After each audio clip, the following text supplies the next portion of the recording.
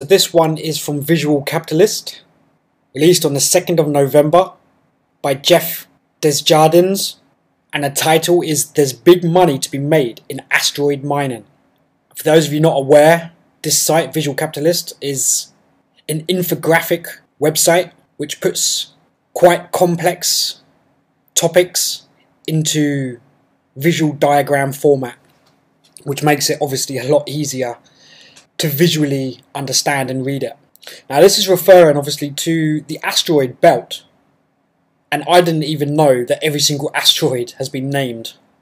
But based upon the minerals and resources on each asteroid, they have calculated, obviously in today's monetary value, of the breakdown of the elements that are found there to conclude to a US dollar conversion ratio for each asteroid. Now obviously there's a whole heap of asteroids up there. So the values that we read on here are based upon quintillion, which is a QT, which I'm guessing is going to be 1,000 trillions. Now the sort of resources that they're finding on these asteroids are CO, cobalt, Fe, iron, H for hydrogen, H2O for water, N for nitrogen, NH2 ammonia, Ni for nickel, Pt for platinum, and obviously platinum is quite an expensive metal, and the asteroid type is then broken down into other categories. So based upon this infographic, some of these asteroids range in value from 1.2 quadrillion, which if I'm correct is 1,200 trillion US dollars, all the way up to the largest asteroid, which is calculated at 26.99 quadrillion, 2,699 trillion US dollars. Now admittedly they are quite far away and require quite a lot of machinery, shall we say, to get there. So let's just read what's written. If humans were ever able to get their hands on just one asteroid, it would be a game changer. That's because the value of many asteroids are measured in the quintillions of dollars, which makes the markets for Earth annual production of raw materials about $660 billion per year look paltry in comparison. The reality is that the Earth's crust is saddled with uneconomic materials, while certain types of asteroids are almost pure metal. X-type asteroids, for example, are thought to be the remnants of large asteroids that were pulverized collisions in which their dense metallic cores got separated from the mantle. There is one such X-type asteroid near Earth that is believed to hold more platinum than ever mined in human history. Near-Earth mining targets.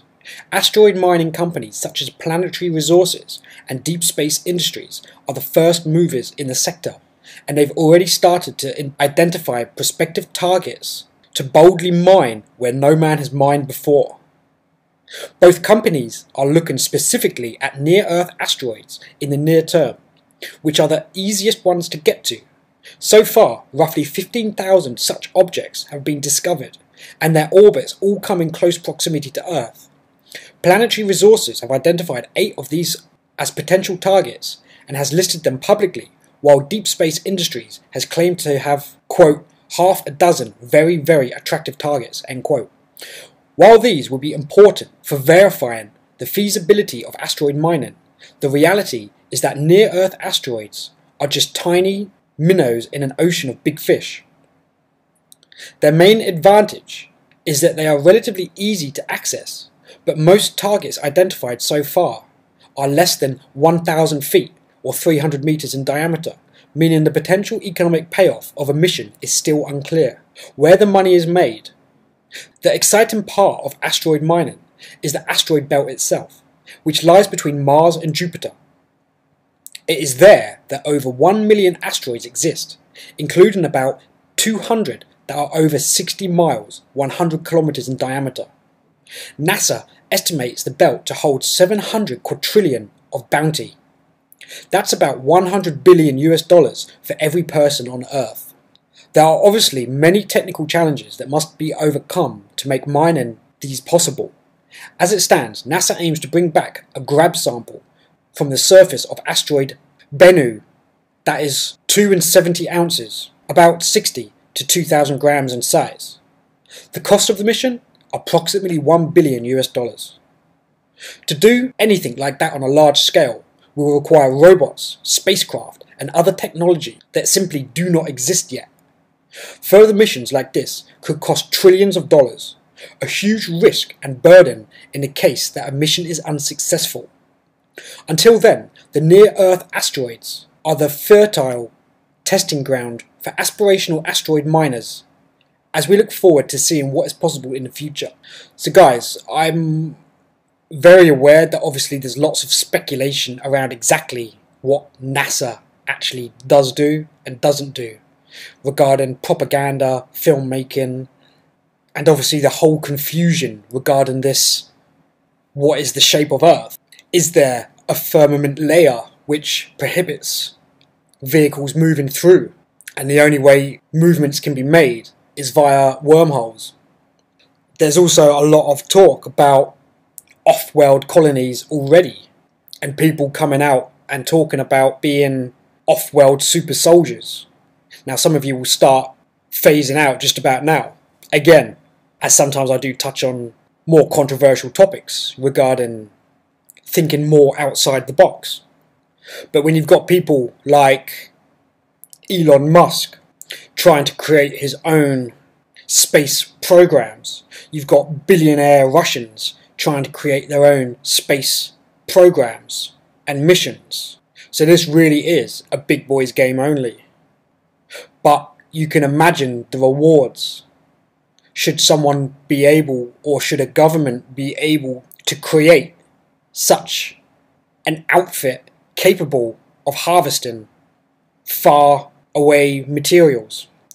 And that's where you have to have an open mind in trying to understand the actual context of the possibilities that what we know on this planet as solid evidence isn't all that we are being told.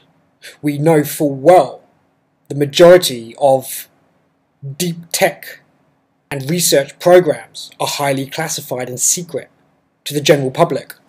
So obviously since like the Nazi period, where deep research was built and the Bell projects were at their infancy stages regarding different forms of transportation being created in secret laboratories. There was a whole blackout during World War II where a lot of information was stolen and taken into what might be called today a breakaway civilization. And if you're thinking right about now, what is this guy on about?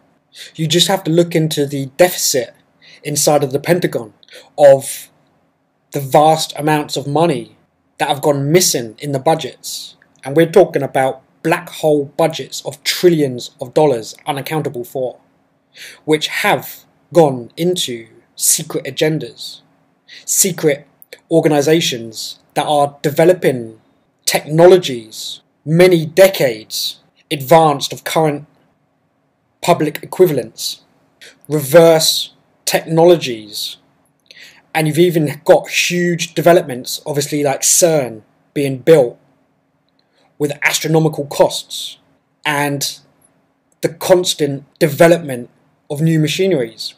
Now when you hear those far out YouTube videos regarding other colonies on other planets, and when you start to understand that Earth is not the only place inhabited in this solar system or multi-system, and when you start to understand that there's other forms of entities and elements that are present but possibly not visually viewable on our limited bandwidth.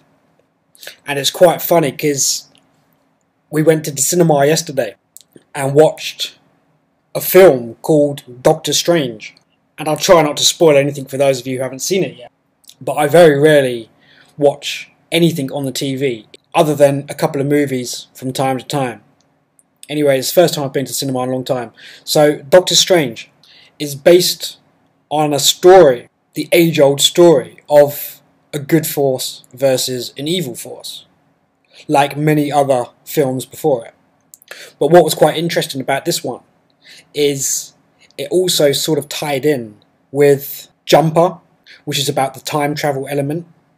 It tied in, I can't think of the other movie it was like, but the one which was based upon cities and the conscious reality that we live changing shape and gravity moving forms, build and slide in one way, and basically splitting the understanding of reality that we have. And that is basically what this film revolves around, apart from it is set more in somebody waking up to understanding other forms of reality once you release yourself from the limited bandwidth mindset that we have as effective sheeple into becoming a higher being and being able to control and see other dimensions. Because that's something you start to learn about when you start going down this rabbit hole. You start to see that things are not black and white, and there's a lot of things we will never fully be able to understand because of the bandwidth limitation of our frequency. So until you can raise frequency levels of your being, we're kind of stuck inside of this existence. And it plays part into things like, the Matrix, where it puts another spin on, well, is this actually a reality that we live in? Or is it a computer simulation? And again, that reverts back to Elon Musk and his views, which a lot of people will say, well, you're just crazy, and be laughed off stage.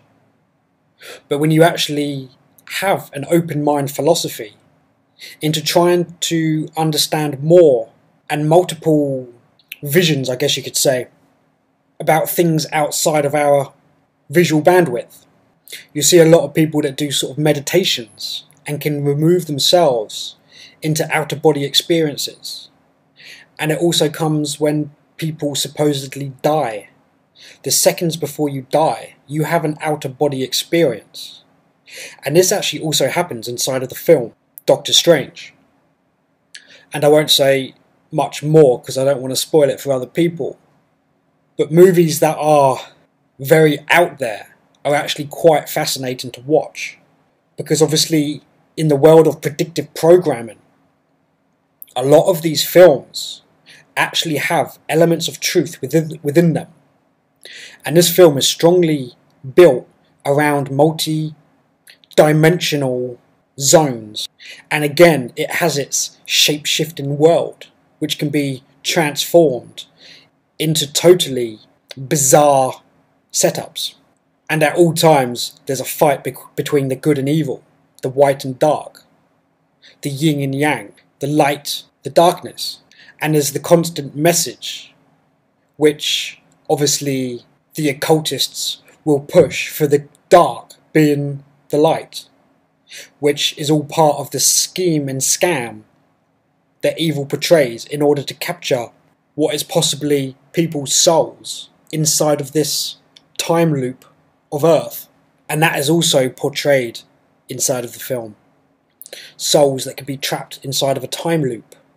So going slightly off topic, obviously, from the asteroid concept about this story, I wanted to go on to people that talk about other colonies and breakaway civilizations. Because if films like that have some element of truth of how you can bend and distort time and reality, then that is how you can have things like MH370, Bermuda Triangles, where military vessels have been lost, public jets have gone missing.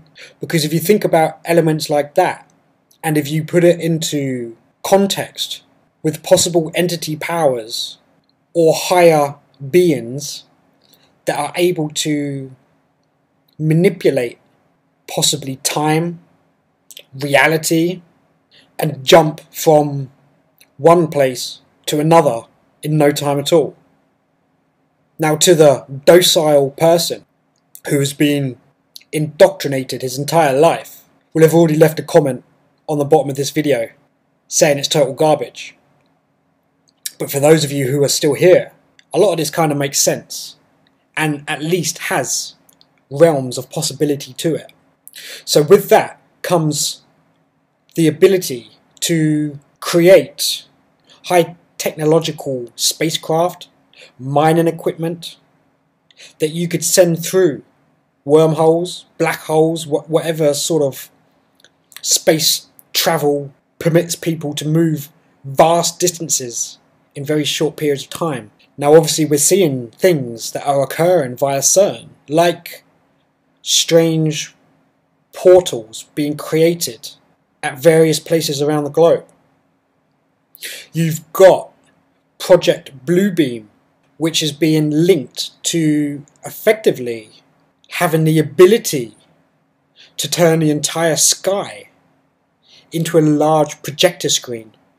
And one theory is that the chemtrails that are being sprayed around the globe is the canvas of that screen in order to create a reflection of the Project Bluebeam, with the understanding that whoever is behind the agendas is planning to project something into the cloud line, perhaps even spacecraft. And that's obviously coming out via the Webbot reports. There's lots of sightings that have already been seen of ghost cities in China emerging in the cloud line. And perhaps this is one way to scare the public into creating some form of world defense or one world order. Or perhaps this is another way of releasing to the public that some form of alien spaceships large enough to do off-world mining do come to Earth. Or perhaps it's just the introduction of other life forms, preparing the public for some form of event. Obviously this is all highly classified and top secret information that nobody has access to, or those that do are sworn to secrecy. A lot of those inside of these agendas are part of the MK Ultra foundations, and when they are put through their training from a very young age, they are put through training which breaks down their mind, and compartmentalization takes place, which fractures the mind into split personalities. Now one of the personalities is like a kill switch, and the kill switch triggers only if the person aborts their campaign and wants to return to a normal humanity life and share the interactions and information that he has. It's a kill switch that basically does exactly what it says. So no information can be leaked to the masses, because as we know, knowledge is power. The more you understand about what this world is, the more influence you can have upon others. That's the age-old standing. So you can kind of see how it ties in a little bit with this story. And yeah, I have gone majorly off topic, but it's a good story anyway. But I started watching a lot of things based upon former workers of off-world colonies. And one thing that I found extremely interesting was how convincing they sounded, and how it actually makes a lot of sense that Earth is not just this lucky blue planet. And it starts to raise questions like, well, why is the moon completely destroyed on one side, yet supposedly on the other side there are lots of international bases, not only human but extraterrestrial also? And again, this goes off to other planets. But there's a main reason why, supposedly, if Earth spins, does the moon not spin in orbit? And then it raises other questions which refer back to other movies. And you all know this one, Star Wars, the Death Star. It is a hollow star with infrastructures inside. And there's also a lot of talk about the moon also being potentially hollow.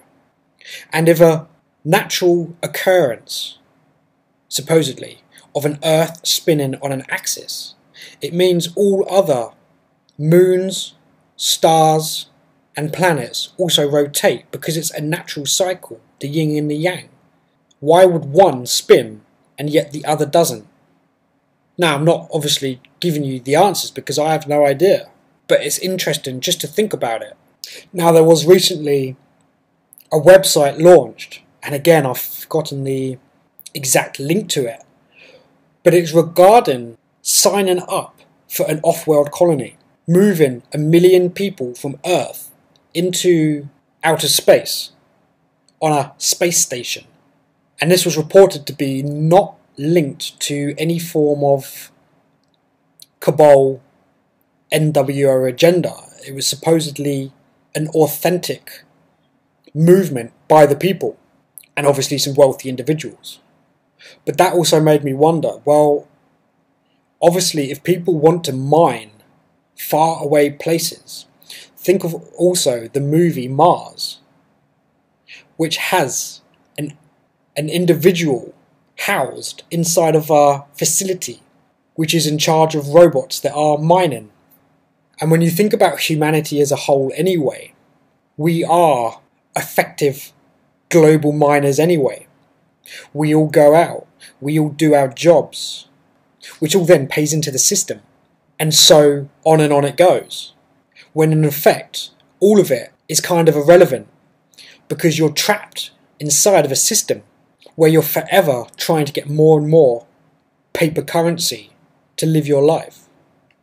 And there's a few great channels out there that talk about how humanity is the greatest commodity, higher than any resource, machine, man-made items, or any natural resources. And then that reverts back to the film of The Matrix, where the humans are the energy source for the robots. And if you find that funny, then you just have to think, you are exchanging your labour for pieces of paper, which is effectively your energy for paper. And what is paper? Something you can wipe your backside with and flush it down a toilet. The $100 bills that you work for are effectively the same, but you find yourself waking up to that alarm clock and going out and working early in the morning and getting home late at night for that sheet of paper, which is no longer even a sheet of paper. It's a 1 and 0 on a screen. So really we are all being controlled from the top and are nothing more than cattle inside of a system. Happy days, huh?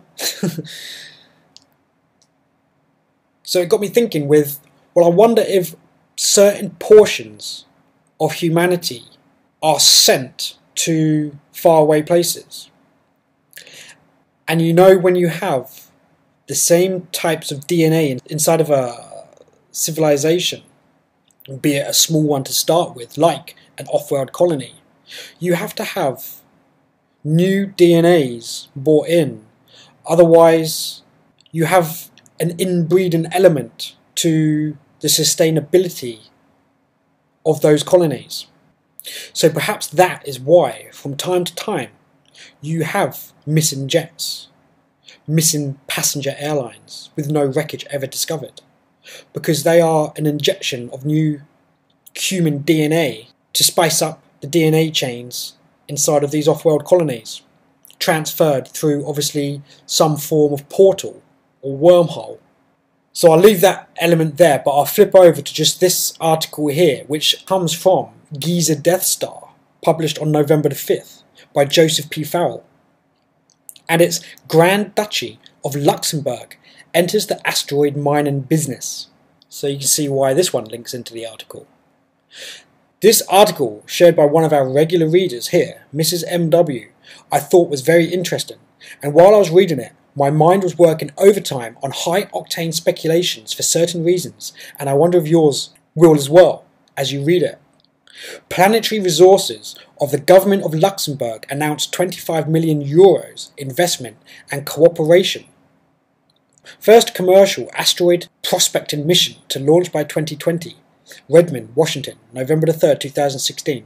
Planetary Resources Inc., the asteroid mining company, announced today that it has finalised a €25 million agreement that includes direct capital investment of €12 million and grants of €13 million from the government.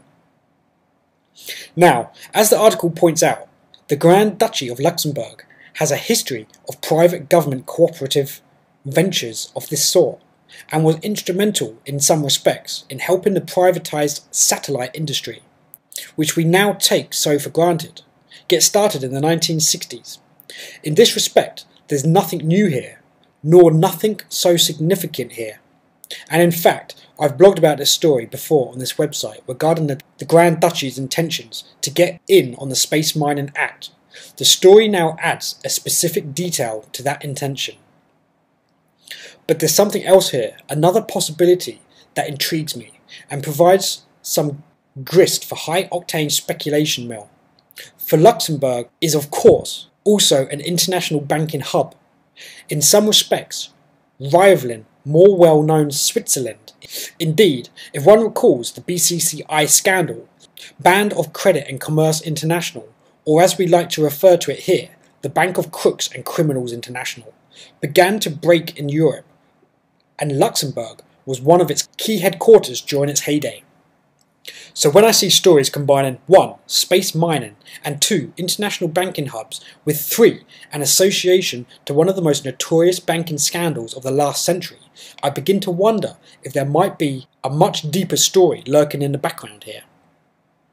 For some time now, I've been watching what I believe to be the hidden system of finance, not a black budget, but a completely hidden one, that was constructed prior, during, and most importantly after World War II, consistent of the participation of prime banks utilising access loop and moving all this money around via a strange network of hidden bonds, trading networks, and quote bearer bonds, end quote, backed by various commodities, including billion of drugs. It sounds strange and wild, I know, but that essentially is the hypothesis I came to after having researched the post-war activities of fascists and Western corporatists, globalists and bankers. We've been given the occasional clue or hint of the existence of this network, with the various bearer bond scandals and the occasional story of missing billions or trillions from the federal budget.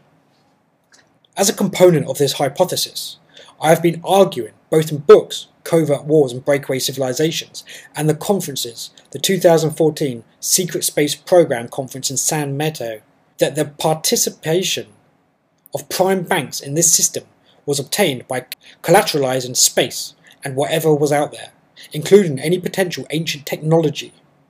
Stop and ponder that one for a moment. For a long-term agenda to recover such technology would be not only of interest to certain, quote, families, end quote, with ancient roots, but the activity could be cloaked and indeed financed by corporations, foundations and governments. I'll just pause there, guys. Now some of you will be aware, others will not, but there is a satellite in orbit called the Black Knight. It is reported to be something like 14,000 years old, but obviously no one can know.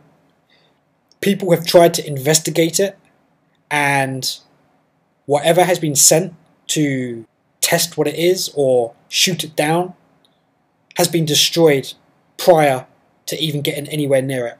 So the technology held within this device is far superior to anything man-made on Earth. Now whether this is part of a long ancient breakaway civilization, or even taking it down into the root of Anunnaki and other life forms supposedly of the gods, control this satellite, if it even is a satellite. It may be some form of earth control device or cloaking device, or blocking transmissions from other solar systems. We don't know. Anyway, I'll carry on. Thus, this story could be viewed as yet another small confirmation of the basic structure and agenda. But there's another set of possibilities here, given the Grand Duchy's role as an international banking hub, and for playing home to such institutions as BCCI, if one wanted to perpetuate such a hidden system, which doubtless has been of immense pecuniary benefit to the institutions involved in running and maintaining it, then one way to perpetuate and mask the system, and perhaps even launder more money, would be via a cloaking story such as a space mining. Imagine this scenario for a moment, in conjunction with the following question. How would one cloak such activities from the prying eyes of auditing accounting firms or regulators? Space would be a perfect environment in which to do so, because few institutions, governments or corporations have access to it. The possibility for juggling ledger statement from quote out there end quote to quote down here end quote represents an enormous potential for quote space-based financial fraud end quote. Now of course I'm not saying that this is what is going on with this story, nor the mandarins of the Grand Duchy have any such thing in mind. This specific story was rather a trigger for those high-octane speculations. And with those two ends of the spectrum in mind, a third potential exists, namely to do both, and that's where his article ends. But from the context of just one name that I'll throw out there, being the Rothschilds, their estimated fortune, be it accurate or not, is something in the region of 500 trillion. Now, imagine you have a form of free technology, energy, that you can transport anything anywhere by doing nothing but bending time, mass and weight from one aspect of space to another. And yeah, I'm talking about teleporting 1,000 tons of platinum from point A to point B in seconds.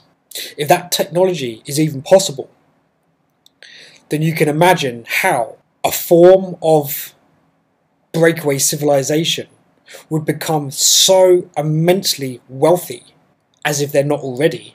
But it's all about power and control and supply. So you can also see, if you think about the diamond trade and how that was a completely manipulated market, you could do the same, obviously, with bringing in huge amounts of commodities for potentially nothing more than the initial outlay of robotics and technology in order to facilitate such mining operations. And if that was possible, then you would automatically become, quite possibly, the most wealthiest, powerful faction, military, or whatever you want to call it, government, even though I think this is way beyond governments, because the whole setup for governments is purely to control the masses. This is clearly being orchestrated by the 0.0001% of oligarchs that have the huge volumes of capital into developing ways of obtaining such resources. And I do think that these people that are creating these lists for people to join off-world colonies, off-world planets and that sort of thing, are tricking people of Earth into a trap should they ever be launched into possibly higher levels of slavery than what is currently present on Earth. And when you think about shipping people from Earth to another colony, you are assuming that you would go via rocket. But when we're talking about the technologies that we possess, you can think back to the TV show Stargate. And supposedly CERN looks like Stargate. And we know that when Stargate is initiated, people can just walk through from one zone to another. Much like buying a ticket on a train. You get on at one platform and you get off at the other. It could be that simple, jumping planets. Anyway guys, I'll leave it there. Thank you so much for watching. Please do leave your comments, views, opinions, anything you'd like to say in the comment section. I'll see you again soon.